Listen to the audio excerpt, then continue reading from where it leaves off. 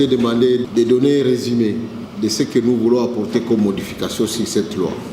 Je voudrais bien préciser que nous avons voulu appeler qu'on vienne à cette réunion des éminents professeurs de droit et d'agronomie, tous les deux les mettre ensemble, pour que nous puissions trouver un compromis.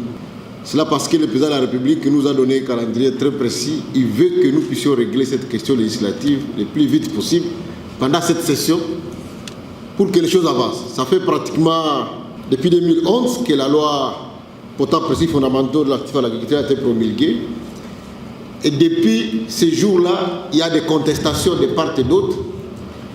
Il y a des gens qui croient qu'effectivement que cette loi, telle qu'elle a été rédigée, elle bloque les investissements dans le domaine de l'agriculture. Donc il faut qu'on trouve des compromis et qu'on avance. À l'issue de cette réunion, nous puissions avoir un compromis des scientifiques et puis commencer les processus. Je peux vous assurer qu'après ce qu'on va avoir comme compromis ici, les choses vont aller un peu plus vite. On va y mettre un peu d'agressivité pour que ça avance. Alors, j'ai voulu présenter ce texte, effectivement, parce que dans tout ce qui a été présenté comme texte, qu'il y a sur la loi sémencière, la loi phytosanitaire, on revient sur ce texte ici, on revient sur la Constitution, et c'est là même les socles du grand débat qu'on doit avoir. Mais je voudrais bien vous dire, chez le professeur, que bon, voilà, les lois sont faites pour les hommes. Et nous faisons les lois pour faire avancer la société. Et donc, lorsqu'il se pose un problème comme celui que nous avons aujourd'hui, par exemple, de la loi sémencière, qui doit, dans le cadre de l'harmonisation des lois sémencières au niveau continental ou au niveau mondial, nous ne devons pas nous bloquer puisqu'on ne sait pas comprendre l'article 123, l'article 122. Il faut qu'on trouve un compromis et qu'on avance. Et c'est donc dans cet esprit qu'on va faire ce débat. Mais on ne doit pas violer notre constitution. Il faut qu'on trouve effectivement des alchimies pour pouvoir trouver des compromis possibles. Alors, dans le cadre de cette révision de la loi, quels sont les points sur lesquels nous devons nous mettre ensemble?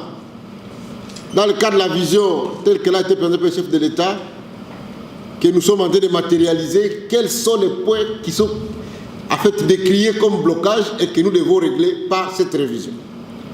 Nous en avons épinglé 6.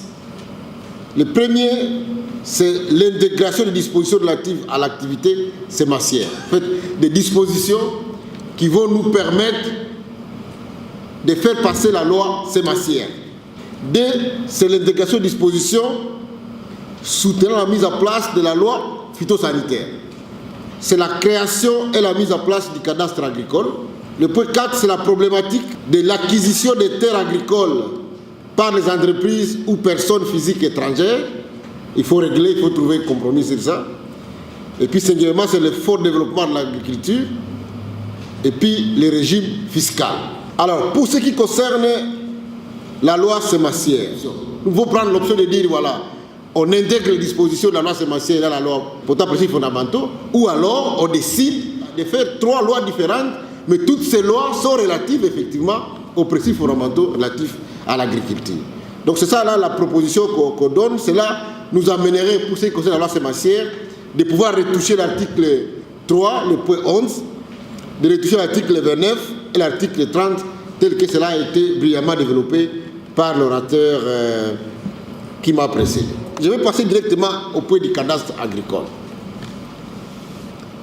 Comme vous le savez, la loi portant principes fondamentaux relatifs à l'agriculture avait déjà prévu les cadastres agricoles au niveau de l'article 14 ou 15. Mais la loi n'a pas précisé les choses. Le flou est resté grand. Et jusqu'aujourd'hui, 13 ans après, on n'a pas été capable de pouvoir activer ces cadastres agricoles. Pourtant, les cadastres agricoles pour un pays grand comme le nôtre, à l'instar du cadastre minier, il doit nous aider à identifier et cartographier les terres agricoles dans le pays. On a échappé aux sanctions de l'Union européenne pour ce qui concerne notre cacao et notre café, et qui est prétendument produit dans les forêts. Alors que vous le savez, on nous parle de 80 millions d'hectares, mais où se trouvent ces 80 millions d'hectares? Bien évidemment que certaines de ces terres se retrouvent dans des zones forestières. Ils constituent des réserves agricoles qui se trouvent dans des forêts, Mais puisque nous n'avons pas un cadastre agricole qui suit, qui dit voilà, à cet espace ici, vous ne pouvez pas y mettre des activités agricoles parce que ce n'est pas dans les domaines de... et ainsi de suite. Donc, la cartographie, identification des terres agricoles, savoir quelles sont les terres arables, quelles sont les terres irrigables, ce qui est important dans notre stratégie. Nous voulons avoir autour de chaque ville au moins un espace irrigué pour les populations, pour que nous puissions nous rassurer qu'à tout temps, nous avons la possibilité d'avoir une production permanente autour des zones les plus habitées. Donc, c'est le cadastre agricole qui doit le faire. Quelles sont les terres pastorales? Où est-ce qu'on fait l'élevage? Et quelles sont les terres forestières? Quelles sont les zones agricoles? Quelles sont les zones susceptibles d'être mitées à zone urbaine? Si vous allez par exemple, là, je viens de l'image ici de Daïpen, même les endroits là où, qui étaient réservés pour les maraîchages, aujourd'hui, nous nous réveillons, les gens ont mis des maisons dedans. Quelles sont les zones protégées? Quelles sont les zones agro-industrielles? On est en train de faire les débats sur les agropoles. Où est-ce qu'on les met? Et comment nous faisons la planification territoriale pour l'ensemble des terres agricoles telles qu'elles sont réservées. Et ça, effectivement, pour nous, nous avons la chance puisque la loi sur l'aménagement du territoire a déjà été promulguée. Et cette loi, effectivement, donne compétence au ministre de l'aménagement du territoire de pouvoir déterminer quels sont les espaces qui sont réservés à l'agriculture, les espaces qui sont réservés aux habitations, les espaces qui sont réservés aux autres activités. Maintenant, à l'intérieur des zones agricoles, il faut un cadastre agricole qui puisse effectivement déterminer les choses telles qu'elles se passent. Alors, ce cadastre nous permet aussi d'avoir une sécurisation foncière. Un cadastre agricole, c'est aussi un instrument d'appui à la politique agricole. Nous voulons effectivement intégrer ce cadastre agricole, avoir la possibilité pour le ministère de l'Agriculture et les gouverneurs des provinces, effectivement, à leur niveau, d'octroyer des titres pour ce qui concerne les terres agricoles.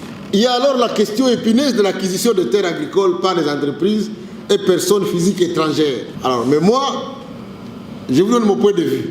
Malheureusement, on n'a pas le chef coutumier ici. Avoir le comportement de nos chefs, la manière dont ils distribuent des terres, si nous donnons une ouverture, même petite, en tout cas, les générations futures, nos enfants n'auront plus de terres dans ce pays. Si on ouvre vraiment pour les étrangers, vous croyez que nous allons vivre la situation du Zimbabwe ici?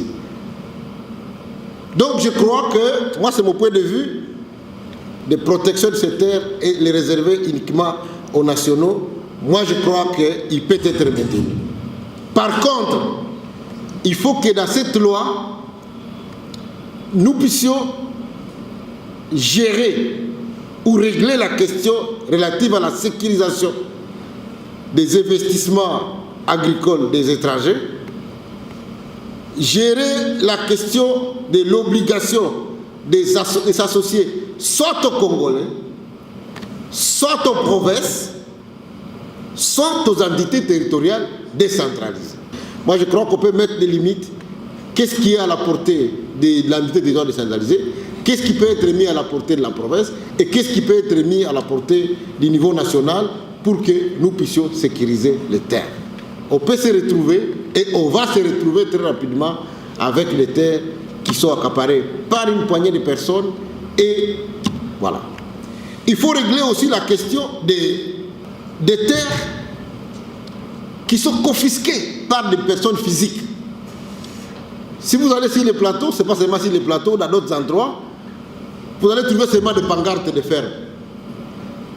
Ferme Mutoto Afulani, ferme ceci, tous les grands noms que vous connaissez, ils ont des fermes partout, 5000 hectares, 6000 hectares, mais il n'y a rien. Comment on règle cette question pour qu'effectivement les gens ne confisquent pas de terres et que demain, après-demain, on manque même les terres sur lesquelles on va devoir faire l'agriculture? Les fonds de développement de l'agriculture, tel qu'il a été défini, jusqu'aujourd'hui, il n'a pas encore été mis en application puisqu'il y a des contraintes et on va vous amener les éléments de discussion. Et moi, je crois qu'on peut se saisir de ces moments où le président de la République a prôné la revanche du sol sur les sous-sols pour que ces fonds soient aussi alimentés par les redevances minières. C'est très important. On ne peut pas faire l'agriculture dans un pays comme le nôtre si on n'a pas la possibilité de subventionner correctement les agriculteurs et on n'a pas une autre ressource sûre en dehors des ressources minières. Je crois qu'à plus forte raison, l'agriculture qui nourrit les Congolais doit avoir la possibilité de faire quelque chose. Et le régime fiscal, il avait été bien défini dans les textes, mais je crois qu'on n'était pas allé trop loin pour mettre en place des modalités pratiques de comment s'exerce cette question des exonérations de tout ce qui concerne le secteur agricole. Et je crois que c'est l'occasion pour nous de pouvoir préciser les choses. Nous avons été au Haut-Katanga et on a trouvé que voilà, exonération, ça reste dans les textes, mais au niveau de l'application, les choses n'étaient pas tellement claires que nous nous retrouvons avec des situations où les gens sont obligés de tout payer. Nous avons remarqué par exemple que de l'autre côté de Kasumbalès à Zambie, vous pouvez avoir les petits sacs de DAP d'engrais à $40, mais à Lubumbashi, il est à $100. La grande partie de cette charge est supportée par les tracasseries et les taxes qui sont payées par les gens à la frontière, ce qui alourdit effectivement les charges des exploitants agricoles au niveau du Haut-Katanga. Je voudrais vous dire enfin, pour ce qui concerne la loi sémancière, pour ce qui concerne l'activité sémancière, la filière de production de semences par l'État congolais, par les organes de l'État, il faut qu'elle soit clairement définie. Pourquoi? C'est une question d'ordre stratégique et vital. C'est-à-dire que l'INERA fait la recherche sous le financement du FONADA, du Fonds de développement de l'agriculture, c'est important. Le SENASEM fait la certification en amont et en aval, et les CAPSA, les centres d'adaptation de production de produits des semences améliorées, ils font leur travail au niveau de la base pour rendre la semence disponible dans tous les territoires, c'était le cas, pour rendre la semence accessible. Ça veut dire que le gouvernement, étant donné que sa production elle est subventionnée à tous les niveaux, le gouvernement peut être capable de pouvoir la distribuer à la population dans les conditions les plus accessibles possibles. Et puis, si le plan de l'utilité, avoir des semences effectivement qui répondent, mais qui sont adaptables dans des conditions de l'environnement de nos paysans, même sans utiliser assez d'engrais, ils peuvent être capables de faire la production. Et ça, nous aurons rendu un vrai utile à notre population. Je dis et je vous remercie.